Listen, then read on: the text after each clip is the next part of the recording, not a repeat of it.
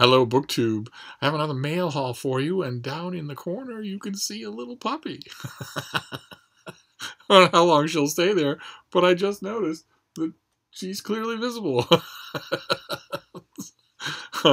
She's been putzing around all afternoon, all evening. I think she needs a little exercise, but it's mighty hard to do when there's nowhere to go. There's mountains of snow. But we'll manage, won't we? You can come over here if you want. They're all going to talk about you anyway. They're not paying attention to me. Anywho. Eyes on the prize. I've got a mail haul. I thought we'd go through it. I don't know if I'll post this tonight or tomorrow. So let's see. Let's see what this first one is. Oh, okay. I think we saw this. I think we saw the advanced copy of this. Comes out this month. Comes out at the end of January. Remember, eyes on the prize. Pay no attention to the adorable little puppy in the corner. This is by Tom Hunt. It's Killer Choice. It's just a thriller. We mentioned it before because it's if I remember correctly, I spanked its premise just a bit. Yeah, his wife is sick. He needs $200,000 to save her. A mysterious man offers to give him the money with just one catch. He has to murder someone to get it. And the publicity material, I haven't actually read the advanced copy, but the publicity material refers to that as a moral dilemma. That is not a moral dilemma. That's but I haven't read the book to see if, with thrillers especially, I noticed that the book can actually be much different and usually much better than the breathless cover copy. So we'll give it a try and see. This is the next one.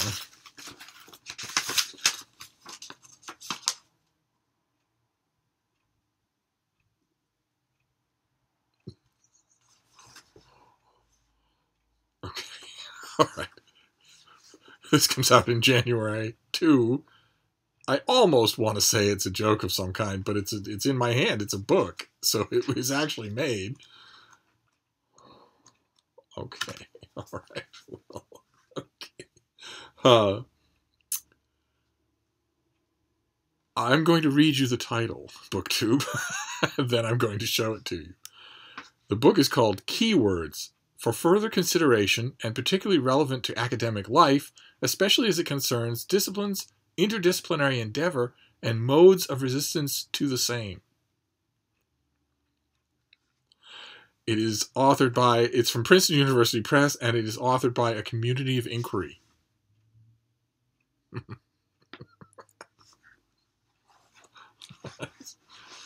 case any of you want to go back to Killer Choice. I don't have any idea what this is. I assume from the twee title that it's probably some kind of philosophy. Anything connected with philosophy just has an open checkbook for being so much sheep dip. Let's see. Humanities, the plural of humanity, used to refer to the totality of mammalian creatures gathered under the taxonomic binomial Homo sapiens. Absolutely not true.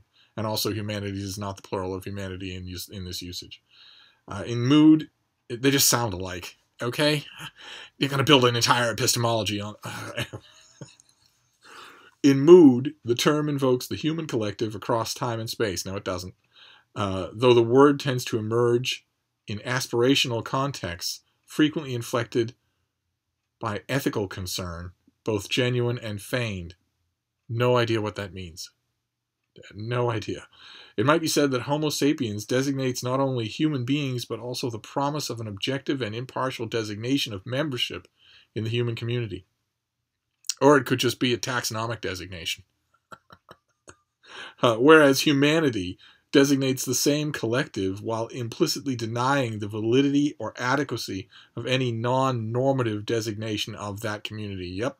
We're squarely in the province of philosophy, where the English language is found wandering in the wilderness like Gollum by the henchmen of Mordor, and dragged into the darkest pits and tortured out of its mind.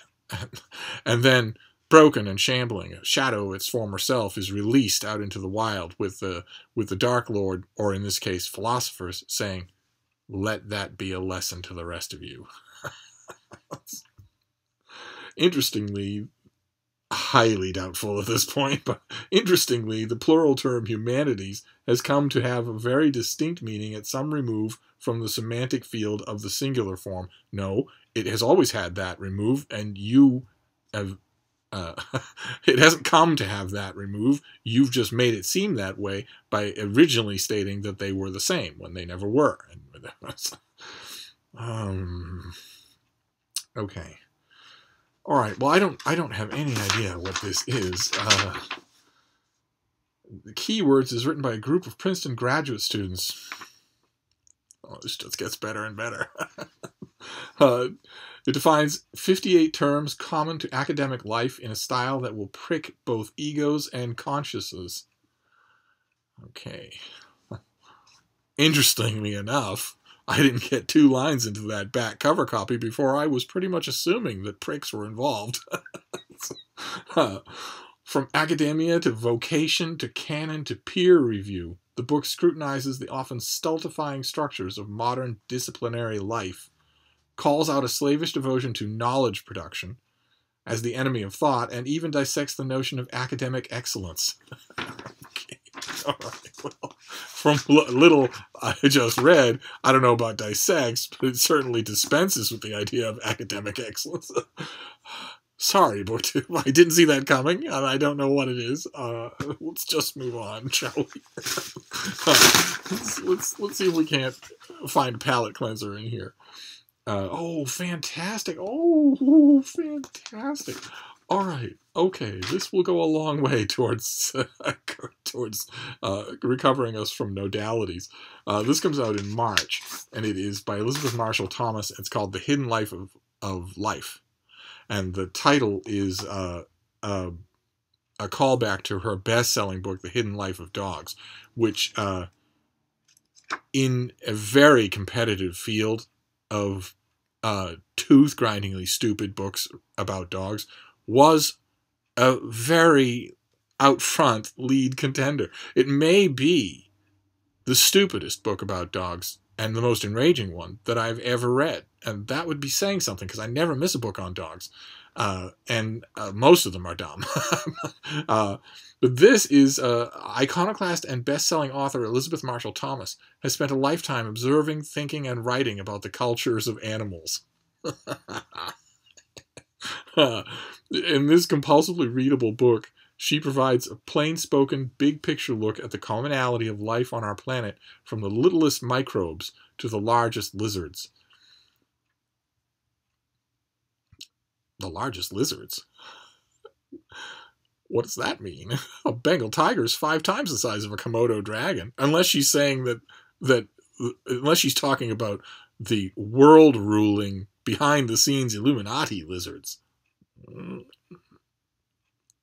You know, like Obama.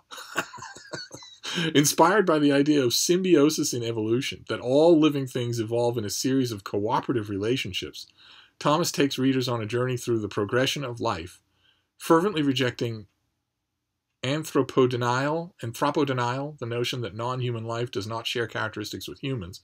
Thomas instead shows that paramecia can learn, plants can communicate, humans aren't really as special as we think we are, and that it doesn't take a scientist to marvel at the smallest inhabitants of the national world. Okay, great. All right, so that sounds like it sounds like it's teetering on a knife edge between lyrical natural history and woo-woo.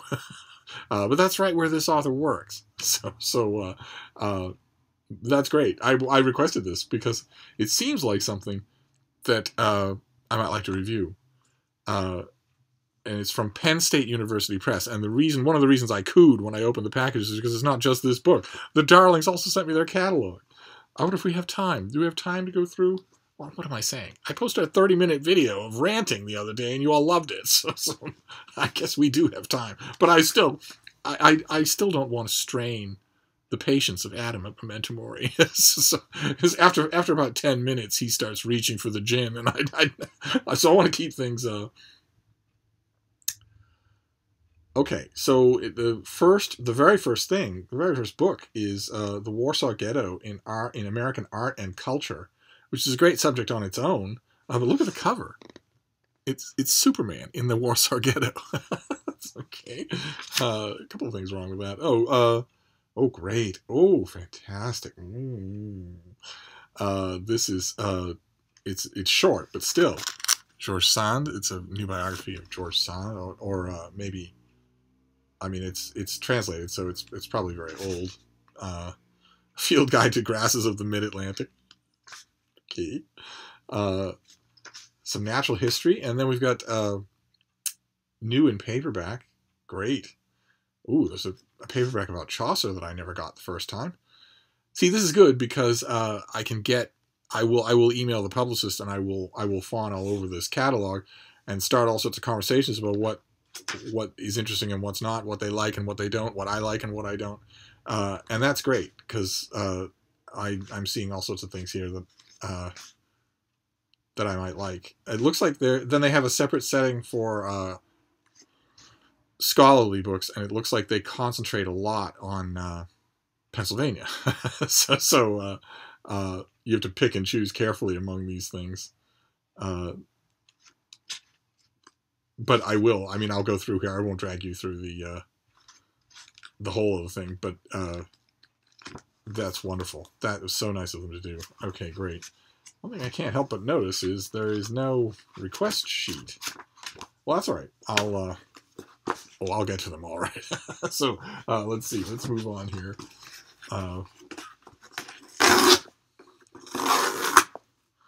My poor little puppy is teething. One of her fangs fell out yesterday, and it's got her mouth all sore, and that makes her a little despondent. She gets a little despondent and that's true. And she's got a lot more teeth to go. So let's see what we have next here. Oh, good. Oh, great. Okay, this is a finished copy of the book I still haven't read. I feel terrible about that. This is due in early February, and it is Force of Nature by Jane Harper, the author of The Dry, which was wonderful, really, really good. And I read a bit of this and then stopped. I got pulled away by something else. Let's see here. In this book, she turns from drought-stricken landscape of the Dry to the chilly, wet bushland of the Gurralong Ranges. 5 women on a corporate retreat headed the unforgiving landscape, but only 4 come out the other side.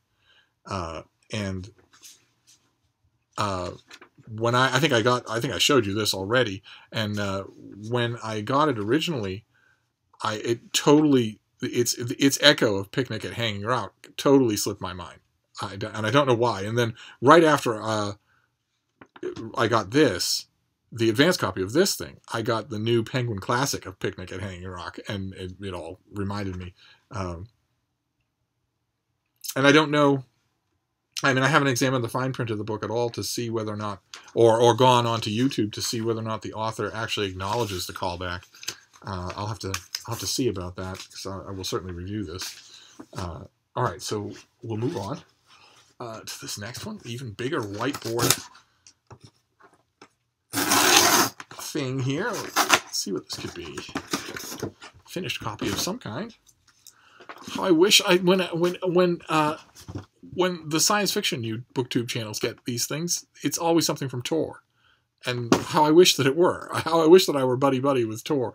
And there's a way to fix that. What I need to do is just review more science fiction and fantasy. That will do it right there. I just don't do it. Because so much of it, so much of it is so hard to review. Series in science fiction and fantasy are so dominant now that almost every book you get is, here's book 4 in such and such a series. And that series is an appendix series to an 8-book series that came before it. And even if you're following the series, how do you review such a thing? Like, for instance, I am following a handful of series like that. And how do you review them? It's 9/10 exposition at that point. And the books, the science fiction and fantasy books that aren't part of huge, complicated, ongoing series tend to be so bad. I try my best, but I don't end up reviewing a lot of it, and that's why I don't end up getting a lot of it. I'll just have to fix that if I... Okay. All right. This is from Tor. So I spoke a little too soon there. So this is due in early February. It's called Child of a Mad God by R.A. Salvatore. It says it's a tale of the coven, and it's got a fur-clad cave woman standing on a promontory, hand on hip, looking out at the world. Kind of like that cover. Its tagline is "One girl will break the world." I'm very glad that's not part of the title, because then I wouldn't even read it. Now, and I kind of want to. Okay, so this is the start of a brand new epic journey. All right, so I'm wrong twice. This was a book from Tor, and this is the beginning of a series. So at least I can write about it if I want to. When Eowyn loses her parents, she is left to fend for herself among the tribe of vicious barbarians. That's exactly what happened to Deb. Bound by rigid tradition, she dreams of escaping to the world beyond her mountain home. The only hope of achieving the kind of freedom she searches for is to learn how to wield the mysterious power used by the tribe's coven, known as the Song of Uskar. Thankfully, Eowyn might be the strongest witch to have ever lived, but magic comes at a price. Not only have her abilities caught the eye of the brutish warlord who leads the tribe... Wait, this does sound like Deb. But the demon of the mountain hunts all who wield the coven's power, and Eowyn's talent has made her a beacon in the night. All right, okay. I have read probably 10 books by R.A. Salvatore, and I have looked with just studious attention, just like Sherlock Holmes down on his stomach on the carpet at a murder scene, just sniffing around, microscope up like this, with Inspector Lestrade standing there saying, what on earth is he doing? I have studied probably 10 R.A. Salvatore books in search of even the smallest fiber of writing talent, and I have not found any. They're just god-awful, just god-awful. But they have a lot of energy, and they're a lot of fun. So I will gladly read this. And, you know, if I seem a little bamboozled, it's because it's not just because it's from Tor. It's also because I didn't even request it. So maybe our luck is changing, baby. That would be great. Well, anyway, okay. And then the last thing here is a box. We'll wrap up for now. Don't know when I'll post this. I don't want to post it late at night and disturb all of you. Let's see what this is. Oh, okay, good. I requested this. God, and the only paperwork I get with it is an invoice? I don't want an invoice. Well, I don't need... That's all right. I can look it up. This is an anthology of articles called Crucible, the President's First Year. And as you can see, it takes us all the way up to the present day. So I wonder if it's a collection because every president is going to be written about by someone different. Let's see. Well, actually, is the presidency a position one must learn on the job, or can one learn from others' experiences? It's both. And it's only a disaster if you don't think you have anything to learn and don't want to learn on the job. And maybe, I don't know, Ahab style hate your predecessor. If you don't want to learn and you're not open to looking at the past experiences of others, then it's going to be a disaster. Of course, I'm referring to Chester A. Arthur. Don't get your hackles up there. No common thread runs through the list of 45 presidents. No playbook provides the answers to all the challenges a president will face. Yet even the most unprecedented situations, history can be instructive. Drawn from the Miller Center's first-year project, which seeks to provide a historical framework to guide future presidents and their teams in the first crucible years of the new administration, Crucible addresses core questions of governance, from facing a new president, from navigating a broken political system, to thriving in a changing media environment. Okay. No common thread runs through the list of 45 presidents. No, it's true. But a couple of common threads run through 44 out of 45, which is not a bad run. Let's see what we have here, though. Okay, so the first section is 2 essays on Donald Trump's first year in office. Then the second section is FDR, essay by H.W. Brands. That's great. More general essays, it looks like. I'm trying to see how many of these essays are about individual people. It looks like a lot of them aren't, which is actually refreshing. A lot of them look to be comprehensive and theoretical, so they're spanning over a few presidents. Here's one on President Obama. John F. Kennedy, that's going to be tough. that's going to be tough. One on Ronald Reagan, that's going to be tough as well. I'll read them, and I'll probably read those before I read anything else. I don't know why I'll read the Kennedy one at all, but I hope springs eternal. I know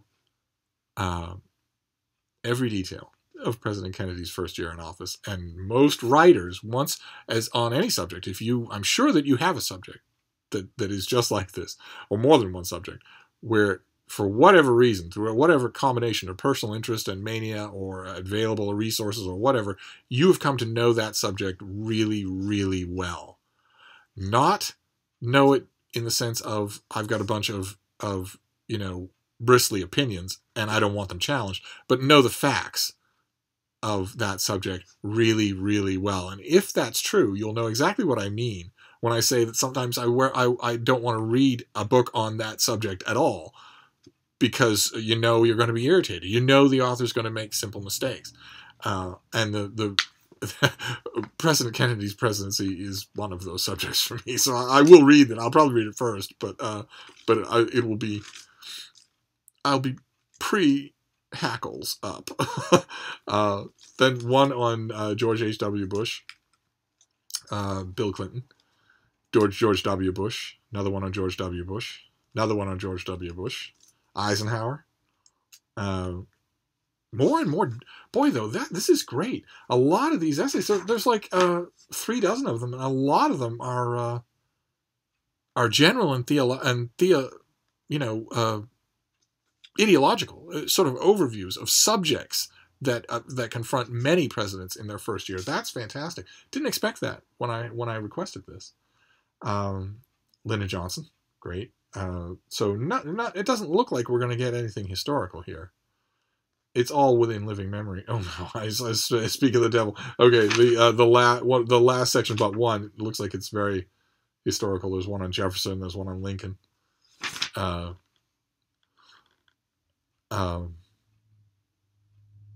I know a lot of these scholars. This is great. Wow. Okay, I am a big fan of presidential studies, U.S. presidential studies, and this is right up my alley. Great. Okay, so we have Crucible, President's First Year in Office, then Child of a Mad God by R.A. Salvatore, jumping on point for a new series by him.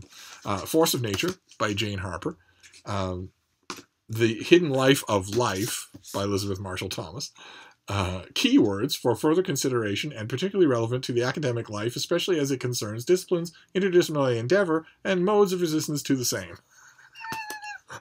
From Princeton University Press. Don't all rush out at once. And Killer Choice by Tom Hunt. There you go. So there's a mail haul. I don't know. It's getting late. I'll probably just upload this tomorrow, and we'll do more mail tomorrow as well. In the meantime, I'm going to wrap up, and I will see you soon. Thank you, Book 2.